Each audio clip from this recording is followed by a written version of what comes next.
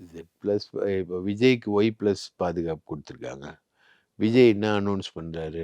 சந்திரபாபு நாயுடு வந்து முன்னாடி சொன்ன மாரி ஒரு அனௌன்ஸ்மென்ட் பண்றாரு. நான் பாஜகவுடன் சேரமாட்டேன் அப்படின்னு. சந்திரபாபு நாயுடு ஒரு பிரச்சனையில வந்து சட்டமன்றத்தில அழுவுறதுக்கு முன்னாடி வரைக்கும் அவர் நான் பாஜகவுடன் சேர மாட்டேன்னு தான் சொன்னாரு. இதே எடப்பாடி பழனிசாமியும் என்ன சொன்னாரு? நான் பாஜகவுடன் சேர மாட்டேன்னு சொல்லிட்டு எஸ்டிபிஐ மாநாட்டிலேயே அறிவிச்சாரு. ரைட்டா?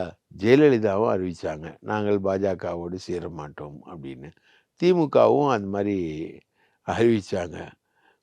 குள்ளுகப்பற்ற, அந்த பட்டர், சாமியார், பண்டாரம், பரதேசி இதெல்லாம் திமுக அனௌன்ஸ் பண்ண விஷயங்கள். அதுக்கப்புறம் காமன் மினிமம் ப்ரோகிராம் போட்டு வாஜ்பாயோட கலைஞர் சேர்ந்தாரு.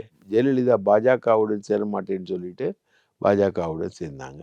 இது மாரி நெறைய இருக்கு. அது மாரி பிஜேபின்றது வந்து டோட்டலா ஸ்வாப் பண்ற கட்சி. ஒரு கட்சிய அழிச்சிட்டு தான் வரணும் அப்படின்றது தான் பிஜேபியுடைய எய்ம். பிஜேபிய பொறுத்தவரைக்கும் அதிமுகன்ற கட்சிய அந்த கட்சி விரும்பவே இல்ல.